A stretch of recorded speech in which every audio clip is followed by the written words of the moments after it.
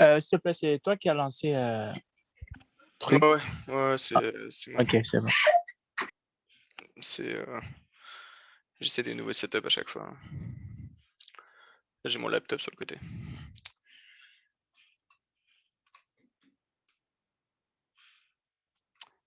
Est-ce qu'en en attendant qu'on commence le laboratoire numéro 7, est-ce que vous avez des questions par rapport au labo 6?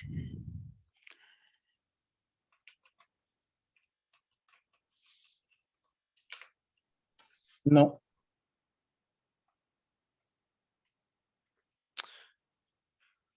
Pour information, le laboratoire d'aujourd'hui, on est sur les itérateurs, donc les itérateurs de l'arbre AVL. Donc faut avoir terminé le laboratoire numéro 6 pour pouvoir compléter le laboratoire numéro 7. J'ai une question à propos des TP, numéro un et numéro 2. À propos du TP, ouais, vas-y, vas-y. Ouais. Pour le validateur pour CPP, comment on fait la validation automatique? Le Hem, script, avec le fichier script, c'est ça? ouais, ça, en fait, tu le OK, tiens, je vais te faire un exemple. Hem, Mettons, on va dans le dossier labo 7 là. En soi, tu as ton fichier, tp1.cpp, OK? Et tu as un dossier de test. Et dans le dossier test, tu as le évaluer.sh. OK? C'est bon. Ton architecture, elle ressemble à ça? Oui, Parce c'est que, ça. elle ressemble à ça en tant que telle. Et donc il y a le fichier évaluer.cpp ou un truc comme ça, là, le Baudry il l'a donné sur le.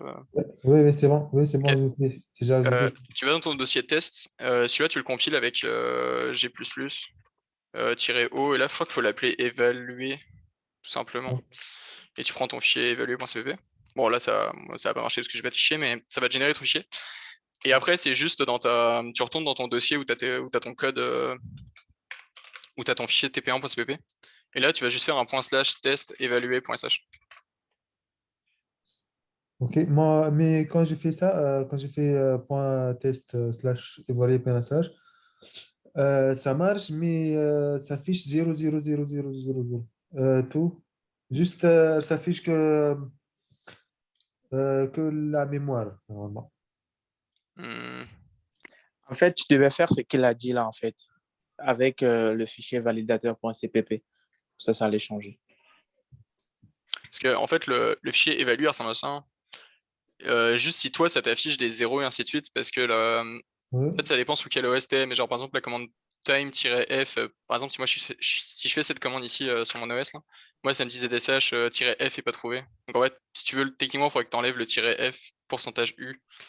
T'as des petites modifications à faire, mais en soi normalement t'es censé juste pouvoir le rouler tel quel là. T'as peut-être par exemple ta variable d'environnement CPU info qui est pas définie, parce que ça faut que tu fasses euh, faut que tu définisses ton CPU type et ta variable d'environnement CPU info, mais là tu vois moi la mienne n'existe pas par exemple. Mais normalement c'est censé fonctionner par défaut là. Si, si, si, mais j'ai essayé tout ça, j'ai déjà modifié le fichier évaluer pénassage, mais ça sert à rien. Écoute, envoie ton message d'erreur sur le Discord avec peut-être un petit screenshot, et on pourra peut-être regarder ça après là. Oui, juste, encore. Et je pense que c'est un peu la même chose pour le TP2 là. J'ai pas regardé, je vous avoue. Quelqu'un a-t-il une autre question sur le TP?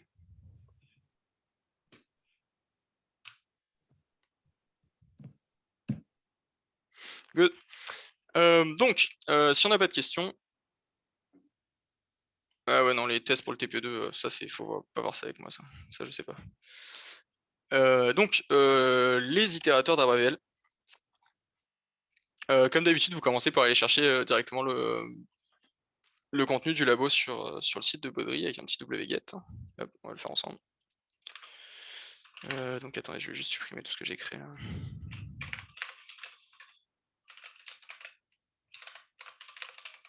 Ok, vous exécutez. Non, c'est pas celle-là. Faites un wget et après vous récupérez le contenu. On peut supprimer le zip, on n'a pas besoin. Et ajouter le makefile, puisque ça il est pas donné le makefile. Ah si, il est donné cette fois-ci.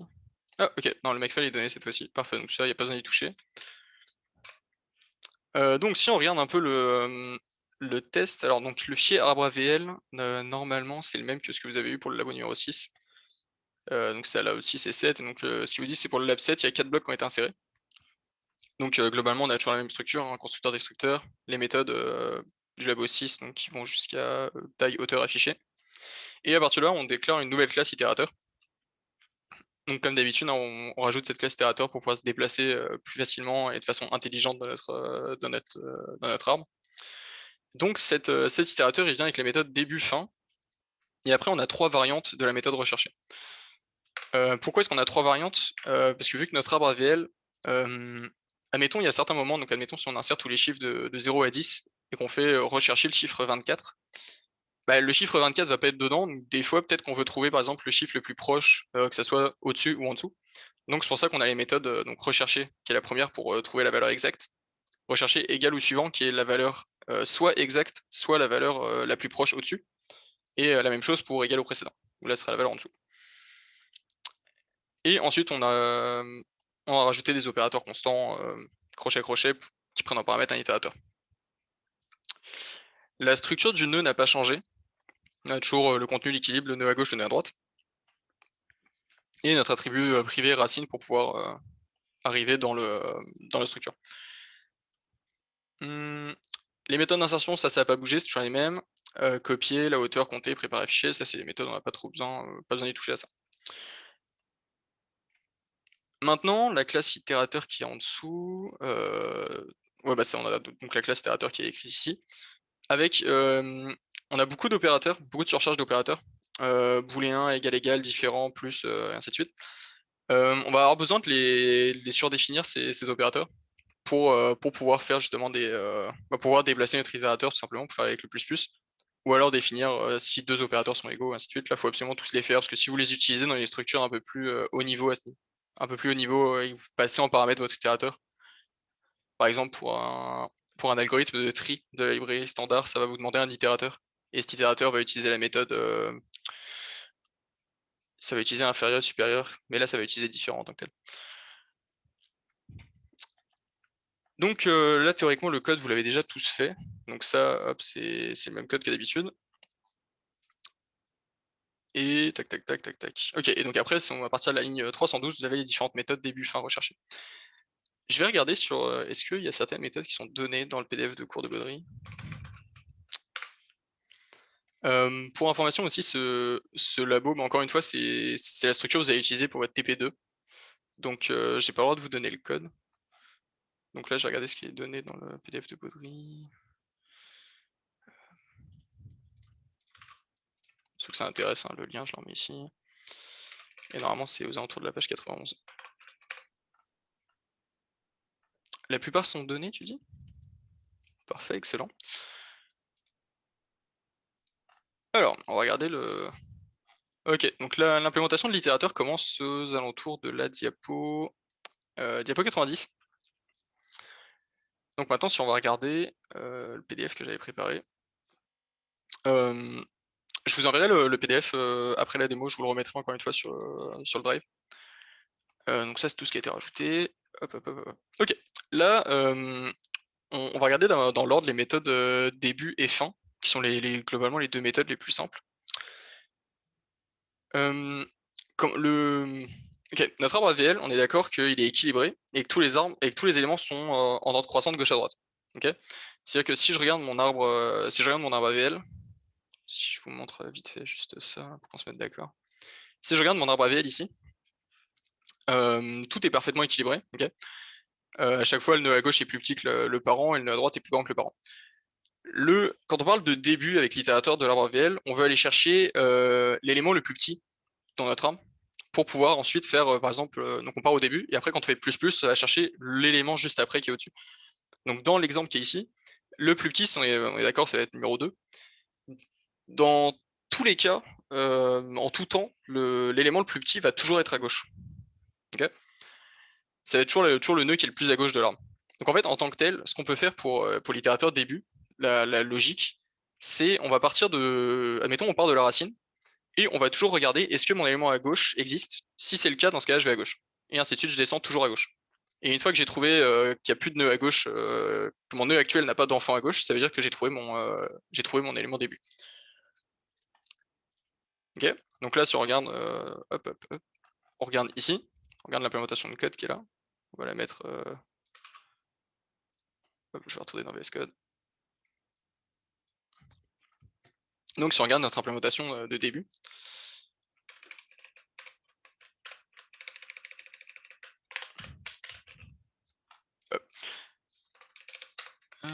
tac. Donc, au début, on déclare on appelle le constructeur d'itérateur avec la référence 10. Et à partir de là, on regarde, donc on dit directement que le iter.courant égale racine. Courant, c'est le nœud qui est pointé par notre itérateur. Okay. Juste si on regarde un peu, je sais pas si je vous l'ai montré en détail. Notre classe itérateur, ça a les attributs, trois attributs intéressants. D'abord, une référence constante vers l'arbre associé. Cette référence elle est absolument constante parce que l'itérateur, c'est pas le rôle de l'itérateur d'aller modifier les éléments de l'arbre. Okay. Donc là, on lui met l'arbre associé. Il a un pointeur vers le nœud courant. Et ensuite, on a une pile de nœuds qui va être le chemin. Parce qu'en fait, votre itérateur, on va essayer de partir à chaque fois de la racine. Si je me trompe pas, ça fait longtemps que je n'ai pas checké. En théorie, on part tout le temps de la racine. Et en fait, si vous allez partir à gauche ou à droite, vous allez vouloir empiler votre chemin ou non pour savoir d'où vous venez en fait. Parce que dans certains cas, vous allez vouloir revenir d'une case en arrière. Donc pour éviter de repartir de la racine pour retrouver l'élément précédent, vous avez juste besoin de vous fier à votre pile. Donc à partir de là, forcément, on a besoin de la structure pile qu'on a définie dans le cours dans un des labos. Donc qui vous est aussi donné dans le zip. Et juste vérifier. Tac. Ok, la pile vous est donnée complètement, donc ça, vous n'avez rien à toucher. Vous la laissez telle quelle et tout va fonctionner.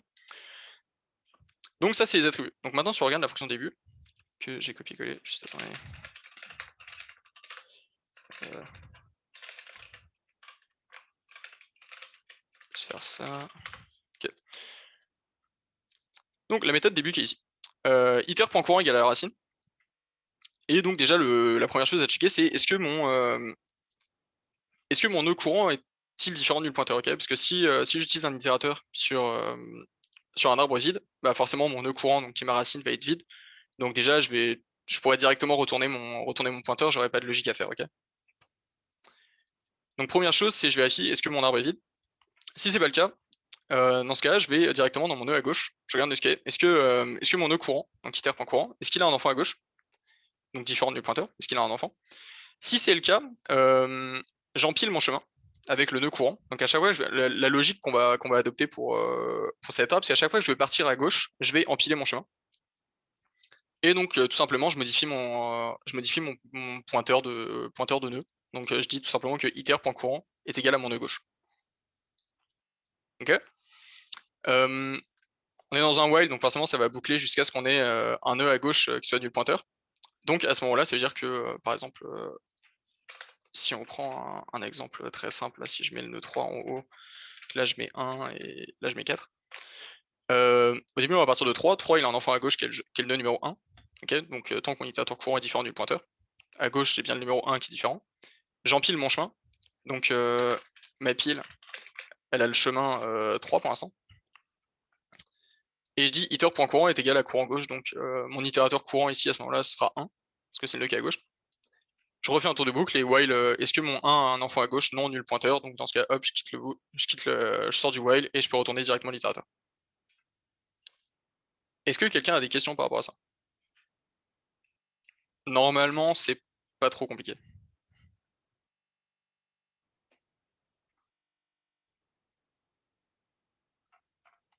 Personne n'a de questions? Ensuite, deuxième méthode, juste vérifier. Donc ça, c'est ok. Page 91, ça je vous l'ai dit.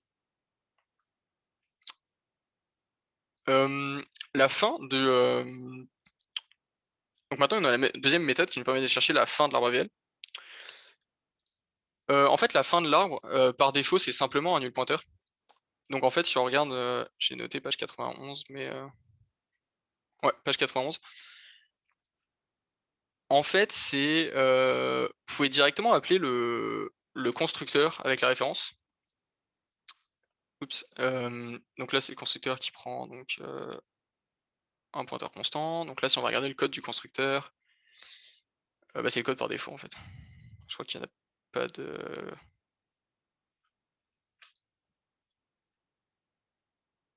Ouais, ça. En fait, ça va juste, ça va définir l'arbre associé comme étant l'arbre actuel. Donc ça, c'est ce qu'on veut. Et on peut directement mettre le nœud courant à nul pointeur parce que, en fait, toute la logique de fin pour savoir si notre itérateur est arrivé au bout, s'il a terminé, par défaut, on définit que c'est nul pointeur.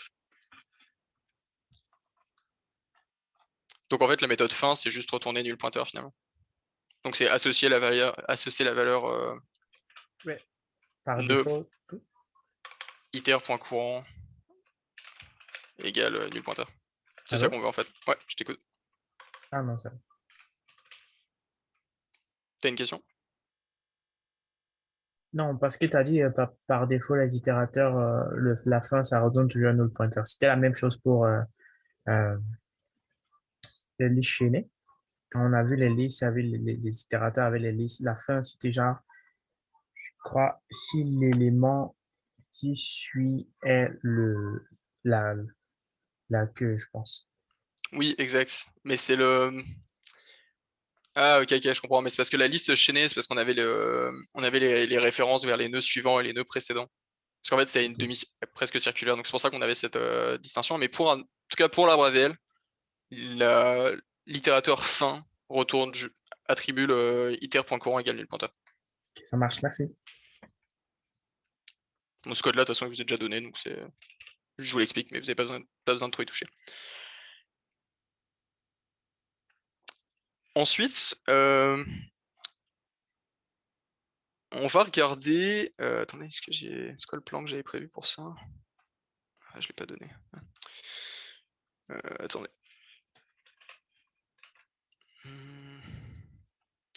C'est la classe itérateur.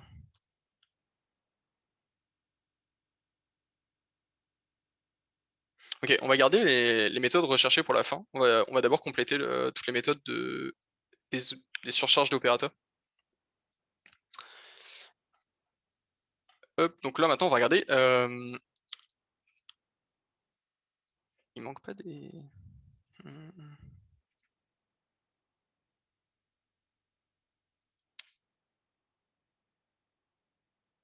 Ah, ok, je sais pourquoi. Ok, en fait là c'est l'opérateur crochet-crochet. Et c'est parce que mon titre est buggé, parce que il manque. Bon, c'est pas grave. Donc pour le code de l'opérateur crochet-crochet, dans l'ensemble, ce qu'on veut avec cet itérateur, c'est qu'il aille nous chercher le contenu de l'élément. Okay, tout ce qu'on veut, c'est qu'il aille le chercher et nous le donner pour pouvoir l'utiliser, pour simplement pouvoir dire, hop, si je vais dans le bon code, on va chercher l'opérateur. Donc ces opérateurs ici. Ce qu'on veut en fait, c'est pouvoir dire iter 3 par exemple.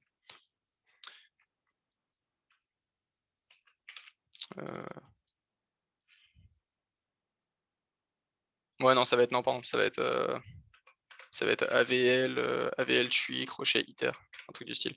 On va regarder ça dans les tests, dans le fichier de test AVL après.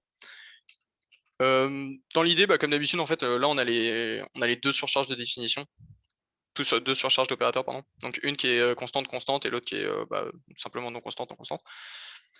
Le code est le même dans les deux cas. D'abord, on a un assert pour vérifier qu'on appelle bien notre itérateur sur l'arbre associé en fait. Parce que si vous avez déclaré, parce que dans votre code, admettons, si vous avez deux arbres, arbre 1 et arbre 2, avec deux itérateurs, iter 1 et iter 2, si vous appelez la méthode l'opérateur crochet-crochet sur l'arbre 1 avec l'itérateur de l'arbre 2, forcément ça va pas marcher. Donc on veut s'assurer que notre itérateur pointe vers le bon arbre. Donc là on a le premier assert qui sert à ça. Le deuxième assert, simplement on vérifie que on utilise qu'on ait une valeur en fait dans notre nœud courant. Ça veut dire que si vous avez un arbre vide et que vous essayez d'accéder à cet élément, forcément ça va pas marcher. Donc deuxième assert qui sert à ça. Et à la fin, tout simplement, on retourne le contenu du nœud courant. Ok. Là, le code est le même des deux côtés, donc c'est juste du copier-coller, c'est la même chose. Si on regarde par exemple dans le fichier de test, je vais essayer de trouver un moment.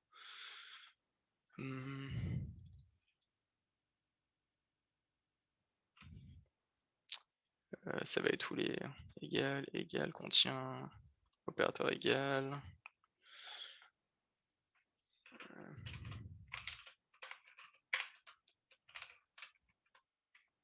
Ok, en fait là par exemple ça va être le test numéro 10.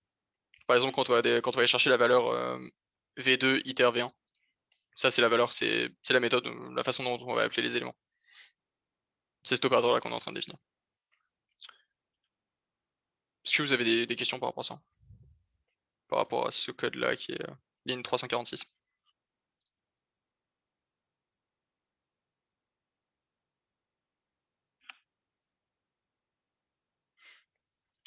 Parfait, je pars du principe qu'il n'y a pas de questions là-dessus.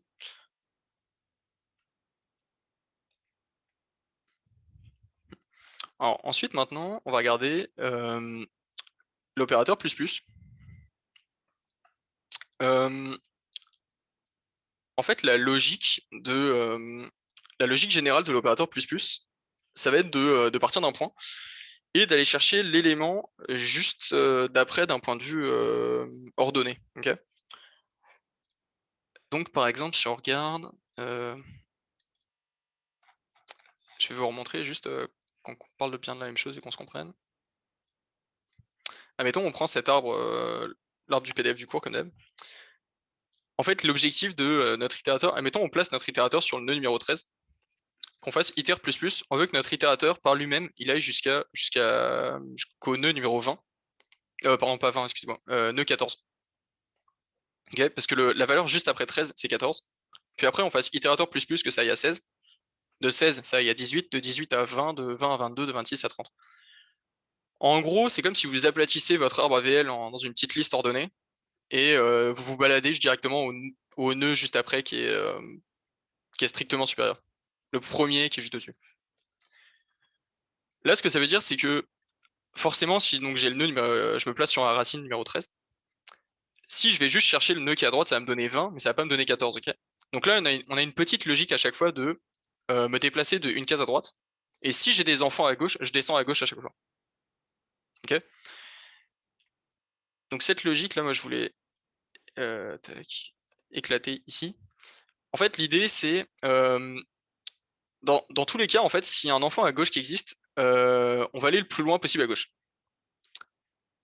Si on n'a pas d'enfant à gauche, dans ce cas-là, on va aller regarder est-ce que l'enfant à droite il existe.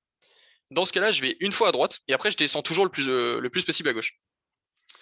Dans tous les cas, comme ce qu'on a fait tout à l'heure pour l'autre méthode, on va avoir besoin de garder le chemin d'origine dans la pile. Okay, donc, on va devoir empiler toutes les valeurs dans notre pile. Okay, ça veut dire que si on regarde un peu si on regarde le code ensemble, opérateur plus plus. Ok, donc là on a les deux opérateurs qui sont ici. Le premier n'est pas défini, mais en tant que tel, il est défini dans le PDF du cours, donc on va continuer avec ça. Là, je vais juste le taper cette fois-ci. Page 91 toujours, pour ceux que ça intéresse. Donc déjà, dans l'idée, la première chose à vérifier, c'est est-ce que mon nœud courant existe, ok? Cette fois-ci, j'ai pas besoin d'aller chercher l'itérateur, parce que là, c'est directement une méthode de l'opérateur. Donc là, je sais que je suis dans mon itérateur, donc je peux directement appeler nœud courant, normalement, ça veut bien fonctionner. Ouais, c'est bon. Donc là, déjà, première chose, on vérifie que mon nœud courant existe. Et ensuite, on va déclarer un pointeur de nœud vers qu'on va appeler suivant, qui va aller vers le courant droite. Ok. Pourquoi le droite? Parce que par défaut, on va forcément partir à droite. Et donc si à droite ça n'existe pas, bah, il va y avoir une certaine chose à faire. Mais dans la logique, on va admettre que le nœud à droite existe. Et en fait, tant que ce pointeur nœud, c'est celui qu'on va utiliser pour se déplacer pour aller chercher l'élément suivant. Okay, donc on va directement utiliser un while en fait. On va faire un while suivant. Donc c'est-à-dire qu'à un moment, on va s'assurer que suivant soit terminé à nul pointeur. Et vu que notre chemin, on veut absolument garder notre chemin, on va directement empiler. Excusez-moi. On va faire un chemin, donc chemin qui a notre pile. Chemin.empiler avec le suivant.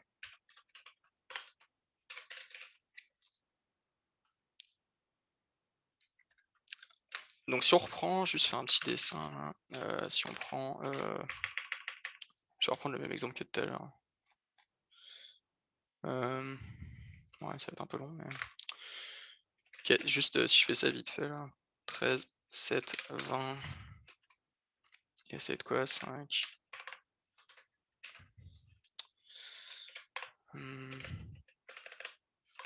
11 et là ici ça va être, 16 et 26. On va s'arrêter juste on va aller juste aller jusqu'au chiffre 16, ça va être plus simple. OK. On part de 13 au début, OK. Et là on va regarder, OK, nœud suivant, nœud à droite. On part de 13 et on fait, opérateur plus plus, OK, pour ceux que ça ceux qui, pour que tout le monde comprenne, OK. L'objectif c'est de se retrouver sur le nœud 16. Au début on fait le nœud courant droite, donc suivant est égal à ce moment-là au nœud 20. J'empile mon chemin pour savoir mon suivant, pour, savoir que j'étais allé sur mon nœud 20. Et à partir de là, je vais dire que mon nœud suivant, ça va forcément être le suivant qui est, pardon, le suivant est égal. Suivant est égal au suivant à gauche, OK?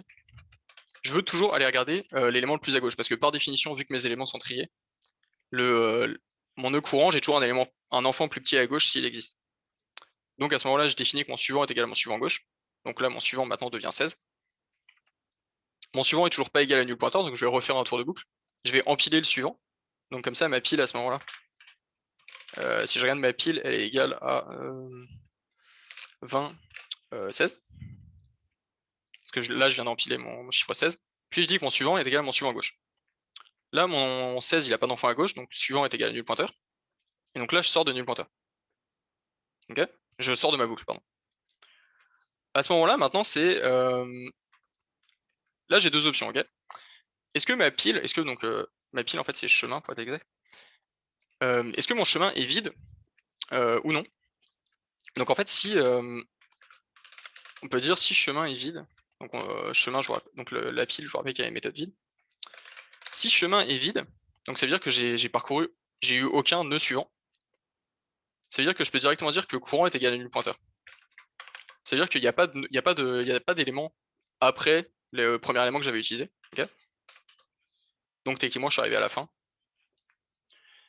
Si c'est pas le cas, le dernier élément que j'ai rencontré, c'est ce que j'ai empilé dans mon chemin. Okay, donc si on regarde ici, j'avais empilé une valeur, puis après j'avais fait suivant égale suivant en gauche. Donc forcément, si je retourne juste suivant, bah, je vais forcément retourner nul pointeur parce qu'à gauche, il n'y a pas d'élément, donc ça va être nul pointeur. Donc dans ce cas-là, je vais aller chercher la variable que j'avais empilée dans mon chemin. Donc je vais directement dire que courant est égal à chemin point dépilé. Chemin point dépilé va me retourner la dernière valeur. Parfait. Et à la fin, je peux retourner étoile 10. Puisque à ce moment-là, quand j'aurai fait mon opérateur plus plus, mon nœud courant, c'est bien la plus petite, la valeur juste au-dessus de celle que j'avais à ce moment-là. Et je retourne bien la même référence vers cet itérateur, comme ça mon chemin est toujours le même en fait. Comme ça, je garde en mémoire que si je reprends la valeur si je refais opérateur plus plus à ce moment-là, je vais juste pouvoir aller dépiler pour aller chercher la valeur 20. Est-ce que tout le monde comprend bien cette logique? Je peux vous expliquer plus en détail sur maintenant qu'est-ce qui va se passer une fois que j'étais parti de 13, que j'ai fait plus plus, j'arrive à 16. Donc en fait, si maintenant je rappelle encore une fois opérateur plus plus à partir de cette instance, hein, okay, donc l'instance qui a été retournée, ça veut dire que je pars de 16. Okay, donc là, mon nœud suivant, c'est le nœud qui est à droite. Okay, donc là, à ce moment-là, suivant, c'est nul pointeur. Donc, parce que mon 16, il n'a pas d'enfant à droite. Donc, donc là, j'empile rien et je modifie pas le suivant. C'est parfait. Est-ce que mon chemin est vide? Bah, mon chemin, c'est toujours le même, ok? La première fois, c'était 20 et 16. Sauf que là, à ce moment-là, vu qu'au tour d'avant, j'avais dépilé, mon chemin, maintenant, c'est juste 20. Okay, donc, mon chemin n'est pas vide. C'est-à-dire que mon courant est égal à chemin.dépilé. Donc, ça va être égal à 20. Okay, donc, ça va faire 13. Ça va aller jusqu'à 16. 16 et jusqu'à 20. Puis après, maintenant, si je refais encore une fois opérateur plus plus sur 20, bah là, dans ce cas-là, je vais regarder, ah ok, est-ce que j'ai un 2 à droite? Oui, je vais aller sur 26. 26, donc là, j'empile mon chemin, je prends le suivant à gauche, gauche est vide, et hop, mon chemin n'est pas vide parce que je viens d'empiler la valeur 26. Hop, dans ce cas-là, je peux retourner à la valeur 26. Est-ce que vous avez des questions par rapport à ça?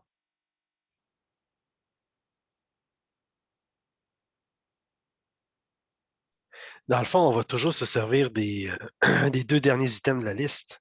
On se servira. Ah ouais, non, si l'arbre était beaucoup plus grand, ça pourrait être. Ok, oui, je comprends. C'est ça, en fait. Si ton arbre est plus grand, Ouais, ça ouais. va être. J'étais en train de réfléchir à pourquoi on avait besoin d'une liste, en fait, mais c'est ça. Là, c'est un exemple simple. Mais si on avait un arbre avec une hauteur de 30, ce serait un autre univers. Là. OK. Exactement. C'est En bon. fait, là, ouais, exact. C'est genre. Ouais, non, ça va être chiant si je veux les taper. Mais non, c'est bon. Je pense que je le visualise. Ok, parfait. Est-ce que quelqu'un a une autre question?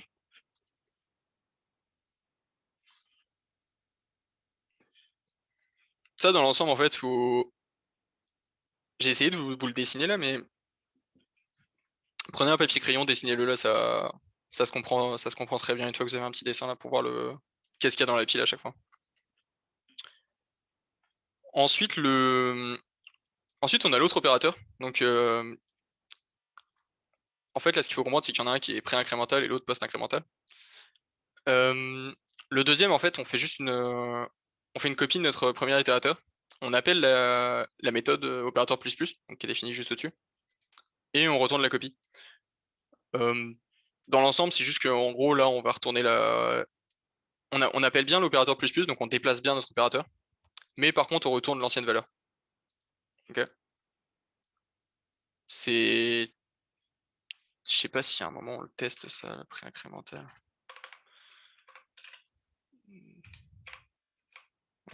Peut-être dans le plus plus. Ouais, non, là, on a le post, mais on n'a pas de. Est-ce qu'on a un plus plus iter? Ouais, ok, non, cette méthode, elle est pas testée en tant que telle. Vous n'allez pas l'utiliser tant que ça, le post incrémental.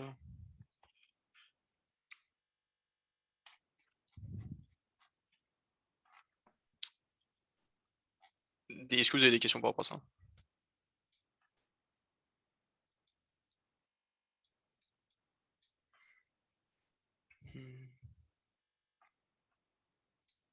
Ok. Alors ensuite, qu'est-ce qu'on a comme...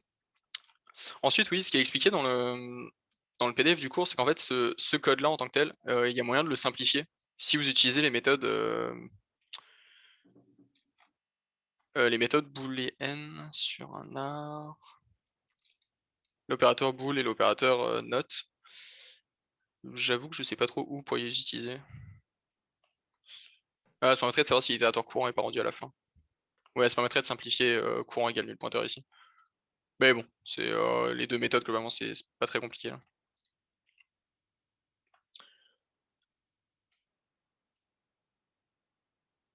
Donc maintenant, on arrive sur les. Donc si on regarde ici encore une fois le PDF, donc on a. Ok, donc ça les opérateurs c'est fini. Maintenant, donc, ce qui nous intéresse réellement aujourd'hui, c'est la méthode recherchée. Tac. Et celle-là, vous est donnée dans le PDF, je crois.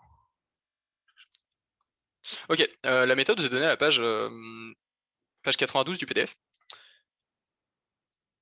Donc en fait, ça n'avait pas besoin de juste le taper directement, c'est plus simple. Donc la méthode recherchée par défaut, elle est là. Ok. Là, la logique de base, ça va toujours être on va partir de la racine et on va regarder.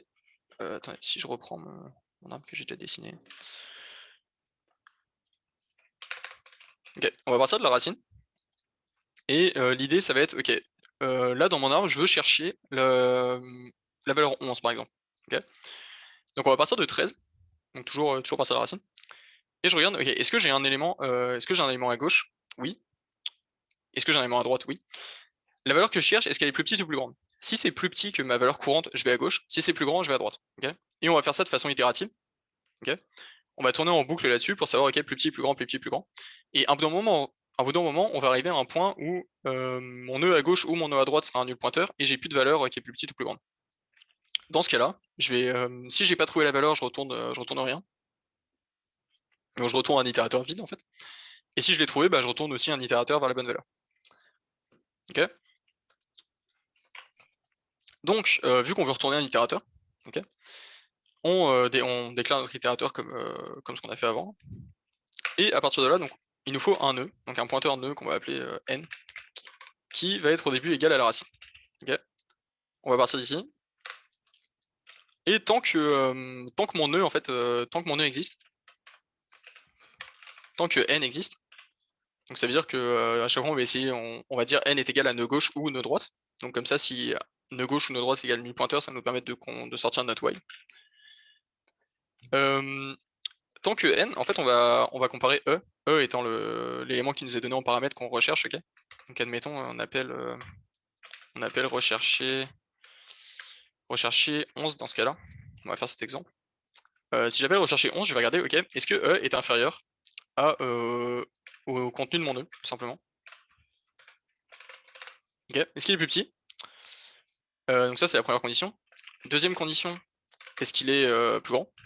Donc est-ce que mon n.contenu est-il supérieur à e? Pardon, else if, c'est ça que je voulais faire.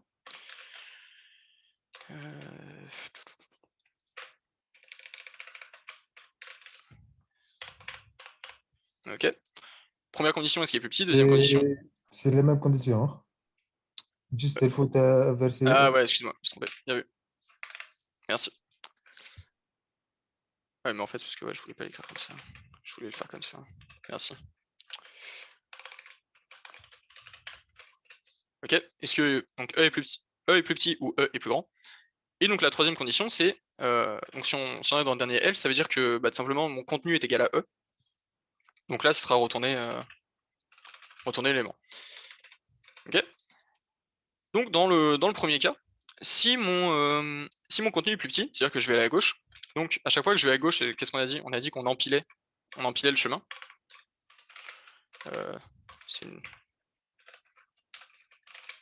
On empile le chemin n.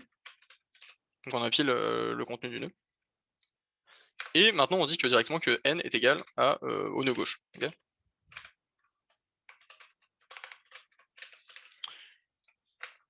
Donc ça c'est juste on empile le chemin et on va à gauche. Deuxième condition, ça veut dire qu'on va pas aller à gauche mais on va aller à droite cette fois-ci. Et maintenant la troisième condition, ça veut dire que mon itérateur que je vais retourner, que j'ai. On va dire directement que l'itérateur, donc le nœud courant, va directement être égal à n. Okay. Parce que finalement c'est l'itérateur qu'on va vouloir retourner. Et on peut retourner l'iter. Ici, ok. Donc là, théoriquement, c'est tant que mon nœud est pas nul, ça va tourner à l'infini, aller à gauche, à droite, à gauche, à droite. Et on va rentrer forcément dans une de ces trois conditions. Bon, si on arrive. Je pense que tu as oublié un truc là. Comment ça Euh, va tourner à gauche, à droite sans que tu rappelles la fonction? mais en fait, là, je fais pas une méthode récursive, j'utilise juste un while classique en fait sur ma condition n en fait. Parce qu'à chaque fois, je modifie mon n qui va aller soit vers le nœud gauche, soit vers le nœud droit. Okay. Donc si je pars de 13, 11 il est plus petit, donc forcément ça va passer ici. Donc je vais empiler mon chemin. Je vais dire que mon nœud est égal à mon nœud de gauche, donc ça va être égal à 7. Ok. Là, donc là, je suis rentré dans la première condition du if. Puis après, je refais un tour de la boucle while. À ce moment-là, j'ai 7 que n égale 7. Et E, c'est toujours 11, la valeur qu'on cherche. Donc E est plus grand, ça va aller à droite. Okay. Puis après, ça va retourner. Puis après, ici, on va arriver ici à le nœud courant est égal à n. Donc 11 égale 11, donc ça va retourner l'itérateur. C'est juste un while classique. Là. Donc, Ok. while est égal à n égal à E, non?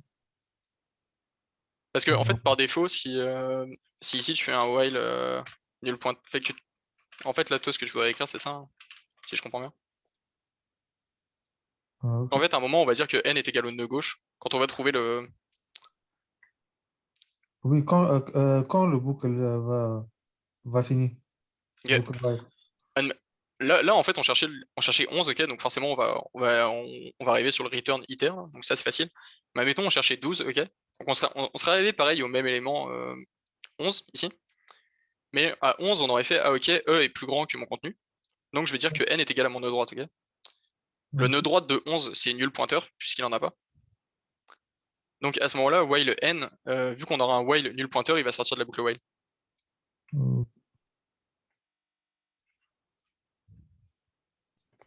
J'ai une question. Ouais. Il me reste juste une ligne que j'ai pas finie, mais vas-y. Ok, donc vu qu'on fait juste un chemin direct, c'est parce que c'est à cause de la méthode rechercher égale, c'est ça? Sinon, on n'aurait pas besoin d'empiler. C'est ça? Si on faisait juste chercher tout seul, s'il trouve rien, ben il fait rien, on n'a pas besoin d'empiler, c'est ça? Bah là, on empile notre chemin, là. OK. Mais je disais comme dans le fond, si on faisait juste rechercher tout seul, comme s'il est là ou pas là, on n'a pas besoin d'empiler, c'est ça? Mais ça, c'est la méthode recherchée toute seule. OK. Les égales ou suivants, on va les regarder après, mais en soi, en fait, t'es obligé d'empiler ton chemin parce que vu que tu vas retourner un itérateur, tu veux que ton itérateur il va pointer vers un élément, Ah ok? oui, oui, il a sa pile. Ah, nevermind. Donc Ok. il faut que ta structure itérateur soit fonctionnelle. Ça veut dire que genre si je fais iter est égal à arbre 1 recherché 11, bah, je veux que après, si je fais iter plus plus, je veux que par lui-même il aille chercher mon nœud 13 en fait. Donc forcément, à chaque fois que je suis parti à gauche, je veux avoir empilé Ok. pour pouvoir faire précédent précédent sur la méthode qu'on vient de faire juste avant. Oui, c'est bon. Ok, merci. Donc en fait, à partir de là, si cette méthode elle sort du while, je vais retourner un iter qui va finalement être un iter qui n'a pas été modifié, ok? Mais par contre, donc c'est mon iter par défaut ici, celui de la ligne 333. Mais par contre, ça veut dire que pour me rendre dans le chemin, j'ai quand même empilé à certains moments, ok? À chaque fois que je suis parti à gauche, j'ai empilé mon chemin.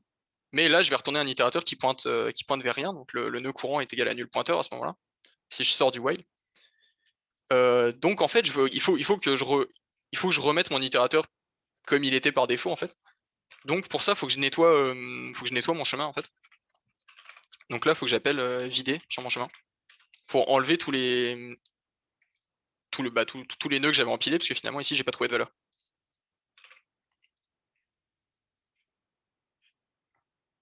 Est-ce que tout le monde comprend ça?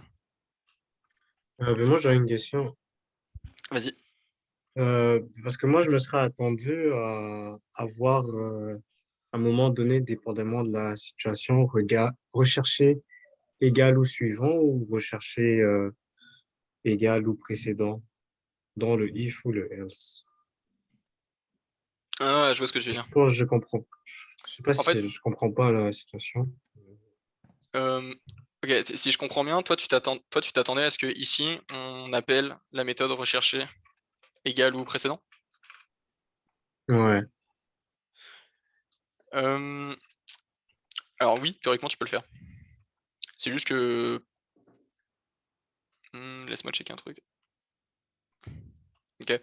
En fait, c'est parce que vu que c'est du code qui techniquement vous allez utiliser pour votre TP, moi je vous explique je vous montre ce que j'ai le droit de vous montrer, donc ce qui est présent dans le PDF de cours. Mais oui, effectivement, cette méthode rechercher, tu peux la simplifier grandement, puisqu'en fait on va coder la égal au suivant et égal au précédent juste après. Donc techniquement, tu pourrais faire quelque chose du style.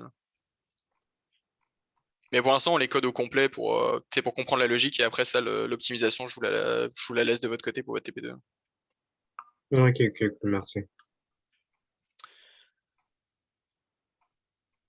Donc maintenant que. Donc là, la méthode recherchée est complète. D'ailleurs. Ah ouais, non, parce qu'on pourra pas là. J'allais dire on pourrait le tester, mais en fait, vu qu'il manque tout le code de la variable, on pourra pas. Maintenant, la réflexion de la méthode égale ou précédent. La égale ou précédent vous est encore donnée, pas la suivante. Donc, on va commencer par celle-là. Donc la méthode rechercher ou égal ou précédent, ça va être globalement un peu la même logique, sauf que quand on va sortir de la boucle, on va vouloir retrouver la valeur qu'on avait avant. Ok, le dernier qu'on avait visité, parce qu'en fait, ouais, on va regarder ça ensemble.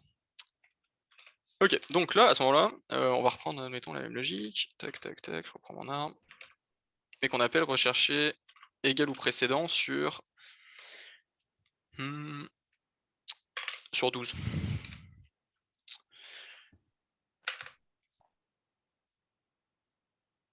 Donc là, à ce moment-là, on va avoir besoin donc toujours d'un nœud. On va reprendre un nœud qui va être égal à la racine. Hop. Parce qu'on repart de la racine à chaque fois. Et on va faire aussi un autre nœud. Un pointeur de nœud qui va pointer en tout temps vers le dernier élément qu'on a visité. Ok. Donc la dernière, qui par défaut va être égal à nul pointeur, parce que par défaut, on n'a pas visité le dernier nœud. On va reprendre la même logique. Donc là, ça, je peux le copier-coller. Si on reprend la logique qui était au-dessus, mais qu'on enlève, empiler le chemin. Ok. Ok, la logique qui est. En fait, ce qui vous est donné dans le. Ouais, ok. Ce qui vous est donné dans le PDF de cours, donc c'est ça que je vous ai expliqué, mais bon, c'est pas la meilleure façon de le faire, ok? C'est pas la plus optimale. Il y a beaucoup de perte de temps, mais bon, c'est pas grave, ça fonctionne quand même. Dans un premier temps, donc c'est toujours la même logique, while n. Si l'élément est plus petit, on va partir à gauche, encore une fois. Ça change pas.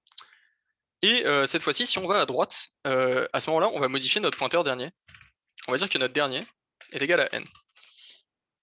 Donc c'est à dire que si là je recherche 12, je pars de 13 au début, donc chaque fois que je vais à gauche, en fait, vu qu'on cherche égal ou précédent, j'ai pas besoin de modifier le dernier à chaque fois que je vais à gauche, parce que le précédent, c'est jamais la valeur qui était à gauche. Okay, le précédent de 7, c'est. Enfin, comment l'expliquer là, c'est à chaque fois qu'on va partir à droite, en fait, que le dernier élément va devenir intéressant. Parce que dans ce cas, il sera plus petit que la valeur qu'on est en train de rechercher. Okay, parce que si vous faites rechercher égal ou précédent 12, ce que vous attendez à obtenir, c'est une valeur plus petite que 12. Soit 12, soit plus petit. Donc si j'empile une valeur qui était en haut à droite, bah, forcément elle va être plus grande que celle-ci, donc ça sert à rien. Comme par exemple 9, numéro 9. Donc, on va sauvegarder 7. On va sauvegarder le numéro 7. Exact. Cet exemple, non? Exact. Ouais. Donc c'est pour ça que. Ça va aller à 11. 11, c'est plus grand que E. Donc, on va revenir à numéro 7. Exactement. Dans ce cas-là, on va retourner 7. On peut prendre 9 comme exemple, ça marche aussi. Hein. Parce que là, vous avez donc 13, vous allez partir à gauche à 7. 7, vous allez dire, ah bah non, 9 c'est plus grand, donc je vais à droite. Donc là, mon dernier c'est 7, okay, parce que c'est le dernier plus petit que j'ai rencontré. 9, bah, c'est plus petit que 11, mais 11, il n'y a pas d'enfant à gauche, donc le dernier c'était 7. Hop, je retourne 7. Donc à ce moment-là, je dis que mon dernier c'est n. Et en fait, là, ce qui est utilisé dans le cours, c'est qu'en fait, si je trouve l'élément, vu que là, j'ai pas voulu empiler mes éléments quand je suis parti à gauche, bah là, en fait, tout simplement, on a déjà fait une méthode. On a déjà fait une méthode juste dessus qui permet d'aller chercher un élément précis et d'empiler le chemin. Donc justement, ici, je fais, ok, je sais que mon nœud à ce moment-là, ici, est égal à mon contenu, mais j'ai pas empilé parce que mon code est pas parfait. Donc je vais simplement appeler la méthode rechercher avec E. Et je peux la retourner directement. Parce que ma méthode rechercher me retourne à un itérateur, qui me retourne un itérateur parfait, hop, je peux retourner directement ça. À ce moment-là, ce code-là, en fait, c'est. Bon. Là, ça va pas sauvegarder le numéro 7. Ça va sauvegarder le numéro 11. Exact, mais parce qu'on n'a pas fini encore. Parce que là, en fait, le else ici, c'est dans le cas où la valeur exacte est trouvée. Okay, donc, par exemple, si j'avais appelé rechercher égal ou précédent avec la valeur 11, dans ce cas-là, ça aurait fait 13, 7, 11. On serait arrivé dans ce else ici, je fais ah bah, je sais que mon contenu n'est pas plus petit, il n'est pas plus grand, c'est-à-dire qu'il est égal. Donc dans ce cas-là, j'appelle ma méthode rechercher, qui va faire exactement la même chose que ce qu'on vient de faire ici, qui va faire gauche droite, gauche droite, gauche droite, qui va trouver mon nœud courant et qui va me retourner mon itérateur. Ok, on réutilise le code qui est au-dessus. Il y a du gros duplicat de code et on va perdre en temps d'exécution, mais la valeur est bonne. Okay, maintenant, ça c'est dans le cas, cette ligne, c'est dans le cas où j'ai recherché ma valeur exacte. Okay, si je sors de mon while, ça veut dire que j'ai pas trouvé la valeur exacte. Dans ce cas, je tombe dans le cas où ma valeur précédente est intéressante. Ma valeur précédente, nous on a dit que c'était dernier, ok? Donc là maintenant il y a deux possibilités. Est-ce que dernier existe ou pas? Donc si par exemple mon dernier, si dernier est différent de nul pointeur, ok? Parce que par défaut je vous rappelle que dernier est égal à nul pointeur. Donc si dans ma recherche je suis jamais allé à droite, mon dernier sera toujours égal à nul pointeur. Donc si je suis jamais allé à droite, ça veut dire que j'ai pas trouvé de valeur précédente. Donc je peux directement retourner l'itérateur par défaut. Et là mon itérateur il est parfait parce que j'ai pas fait d'empilement sur mon chemin. Okay, comme ce que j'avais fait au-dessus. Donc maintenant si mon dernier est différent de nul pointeur, ça veut dire que moi là mon dernier point, si je regarde mon dernier point contenu, il a une valeur, ok. Donc ça veut dire que je peux tout simplement appeler ma méthode, comme ce que j'ai fait au-dessus, je peux appeler ma méthode rechercher sur dernier point contenu. Parce qu'admettons, on avait cherché l'élément 9, là, si on reprend notre exemple de début. Je recherche 9, ok. Je de 13, donc il va à gauche 7, puis après il va à droite 11. J'ai pas trouvé, mais je sais que mon dernier élément c'était 7, ok. Donc là je sors, j'arrive ici. J'arrive à ce moment-là dans les if qui est à la fin. Bah, dans ce if, je fais ok, bah, mon dernier c'est pas nul pointeur, donc c'est-à-dire que je peux directement appeler rechercher, ma méthode rechercher avec la valeur 7. Comme ça va me retourner un itérateur parfait où j'ai bien empilé mon chemin sur la valeur 7. Parce que finalement, rechercher égal ou précédent sur 9, ça équivaut à rechercher 7. Dans cet exemple-là très précis. Est-ce que vous comprenez? Attends, on est obligé de faire le dernier if là parce que obligatoirement on doit retourner un itérateur, c'est ça? Exactement. Parce que en fait, ici, dernier, c'est seulement un nœud, là, ok, c'est un pointeur de nœud. Donc si tu retournes juste ton nœud, bah forcément tu retournes pas un itérateur, donc là ça va pas compiler, blabla, tout le truc. Ce que tu veux, c'est un itérateur qui est bien fait, ok. Donc pour qu'il soit bien fait, il faut absolument que tu aies empilé ton chemin pour arriver jusqu'à la valeur. Ok, c'est bon. Donc là, vous comprenez bien que on a une méthode recherchée qui appelle elle-même l'autre méthode recherchée, puis le code, là, on a la même structure de while des deux côtés, et machin. C'est vraiment pas optimal, ok, parce que ça veut dire que là, pour aller chercher un élément, on va parcourir 2 fois notre arbre. Donc là, c'est vraiment pas, on n'a pas la meilleure optimisation. Donc ça, pour votre TP, ça va marcher, hein, mais pour les points bonus du TP2, par exemple, vous allez avoir besoin de modifier ce code pour que chaque méthode recherchée fonctionne par elle-même sans appel d'autres méthodes pour parcourir l'arbre plusieurs fois.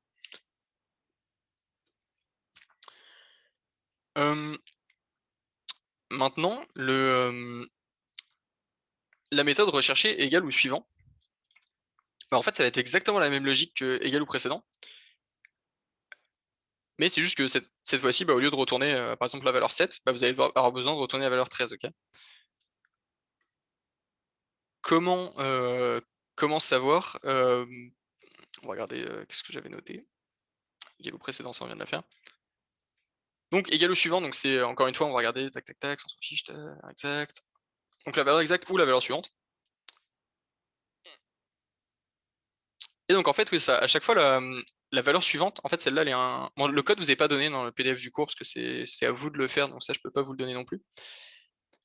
Mais en fait, depuis le début, on sait que à chaque déplacement vers la gauche, on a empilé. Ok. Donc en fait, la valeur suivante, c'est la valeur qui est simplement présente dans notre pile.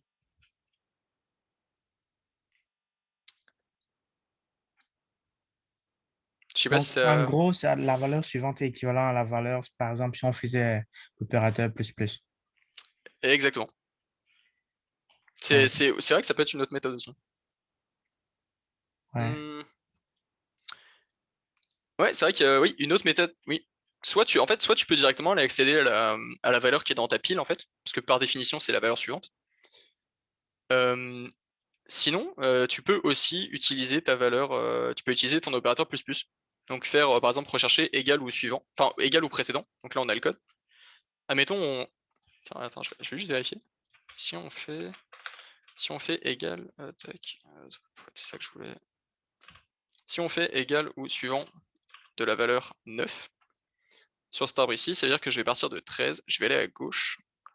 Puisque je suis allé à gauche, j'aurai, si je me trompe pas, ouais, vu que je serai allé à gauche, j'aurai en. Ouais, attends, parce qu'en fait, là, mon chemin, je vais aller à gauche, donc 9, donc je vais empiler 13. Parce que je vais à gauche, puis après, donc 7, là, il va aller à droite. Puis là, il aura fini, il aura pas trouvé, parce qu'il n'y a pas d'élément à gauche, donc on peut prendre soit la valeur chemin qui est 13, donc c'est exactement la valeur. Non, pardon. C'est 11 normalement. Je me suis trompé.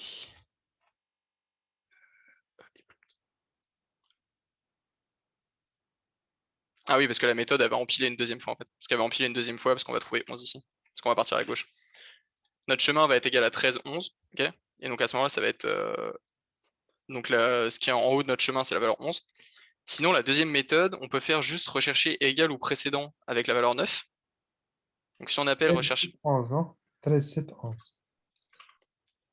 Je vois. Comment? C'est 13, 7, 11.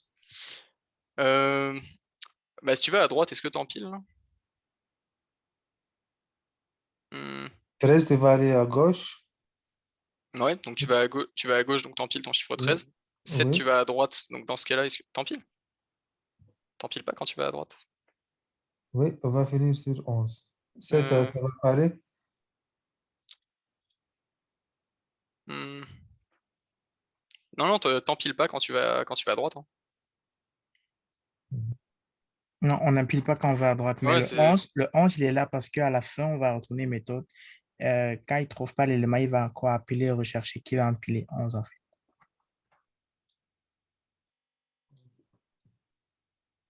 Parce que tu vas partir à gauche en fait. Tu vas faire un. Ta première condition ici, c'est tu vas essayer de partir à gauche en fait. Donc Oui, t'empiles ton chemin avec ton nœud courant et après tu dis nœud gauche est égal à nul pointeur. donc tu vas empiler, non? Quand tu vas à gauche. Quand tu vas à gauche, t'empiles, ouais. Donc c'est pour ça que notre chemin à la fin c'est 13 et 11. Ok. Donc après, la deuxième logique pour cette méthode égale ou suivant, je pense que vous pouvez faire. Vous pouvez appeler la méthode égale ou précédent 9. Donc qui va vous retourner 7 en fait. Mhm. Et dans ce cas-là, vous pouvez juste faire opérateur plus plus sur cette valeur pour trouver la valeur d'après. Ouais, ça va marcher. Ouais, c'est marrant. En fait, vous pouvez faire juste. J'y ai pas pensé à ça. Tu peux juste appeler opérateur plus plus comme ça.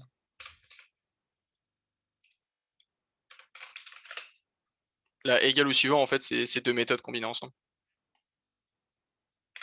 À vérifier, là, je suis. D'après moi, ça me paraît logique et ça a l'air de fonctionner, mais. Moi, je l'ai juste dit comme ça, mais je ne l'ai pas testé là. Parce que notre opérateur plus va toujours te retourner Ouais, genre la grande valeur et tout. la valeur juste d'après. Ouais, je pense que ça fonctionne. Et, euh, et donc, après, en fait, l'avantage de la première méthode de retourner directement ce qui est en haut du chemin, en fait, si on cherche, admettons, la valeur 27, si on appelle rechercher suivant la valeur 27, bah, en fait, à ce moment-là, ici, mon chemin, au début, on va aller à droite, parce que 27 est plus grand que 13, donc on va à droite. C'est plus grand que 20, on va à droite. Plus grand que 26, on va à droite. Donc mon chemin est vide à ce moment-là. Ça veut dire que ma valeur égale ou suivante, bah, il n'y en a pas. Donc en fait, si on va chercher directement ce qu'il y a en haut de notre chemin, bah, c'est nul pointeur, donc on va retourner directement à un itérateur vers nul pointeur, qui est techniquement est la fin de la fin de ma structure, vu que c'est nul pointeur. Donc avec ça, on est sûr que ça va marcher aussi.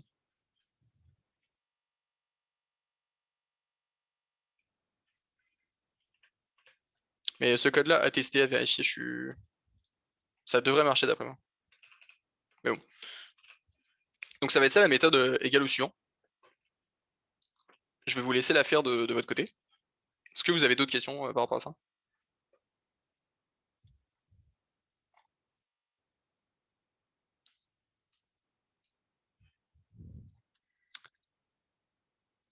S'il n'y a plus d'autres questions, je pense que le labo est terminé à ce moment-là. Juste vérifier. Donc notre méthode recherchée égale au suivant, parfait. Et ça, je vous ai mis un exemple d'exécution. Ouais, en fait, à partir de là, c'est tout ce que vous avez à faire pour le labo d'aujourd'hui, en fait.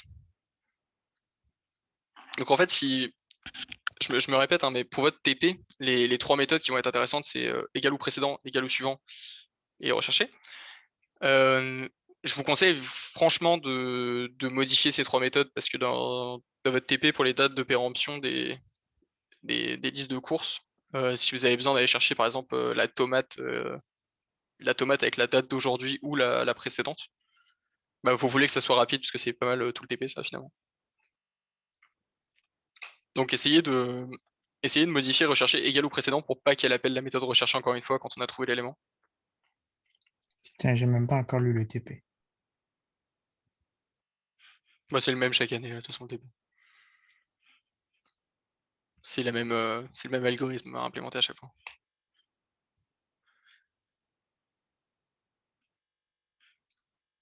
Et donc, bah, après le fichier de test, bah, là on peut pas l'exécuter parce que je peux pas j'ai pas mis le code d'arbre AVL en tant que tel. Mais normalement c'est exactement les mêmes tests que vous aviez déjà dans la première partie dans le labo 6. Et les itérateurs c'est à partir du test. Hmm, À partir du test 9, je crois. Non, 10. À partir du test 10, ouais.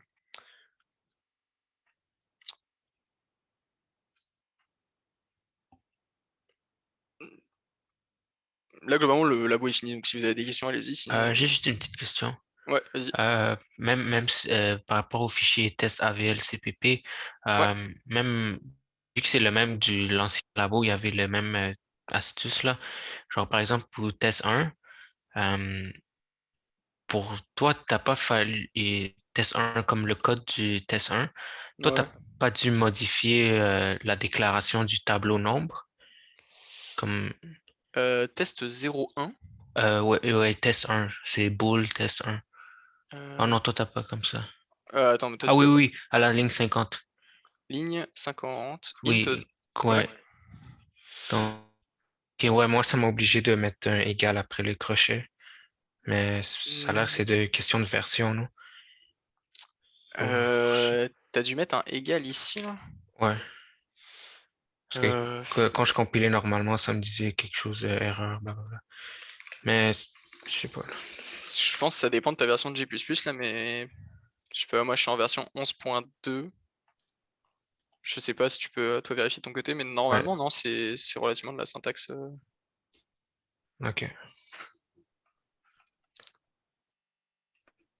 Parce que si on regarde juste le test AVL du Labo 6. Ouais, non, ça c'est exactement la même chose, hein. Ok.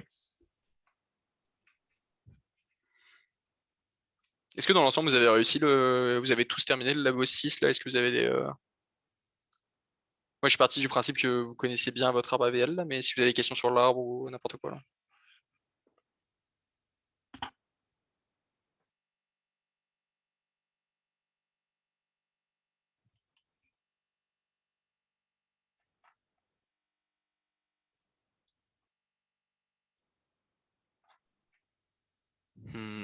Bah écoutez, si vous n'avez pas de questions, ceux qui veulent partir, partez là. Je vais attendre un petit 10 minutes, mais en soi ce labo est relativement simple. Est-ce que tu peux retourner à mon défaut pour le TP1 ou le validateur.cpp? Je t'ai envoyé un capture d'écran pour. Ah oui, oui, si tu veux, on va regarder ça ensemble. Pas de problème. Je vais arrêter l'enregistrement de la démo. Juste laisse-moi 2 minutes.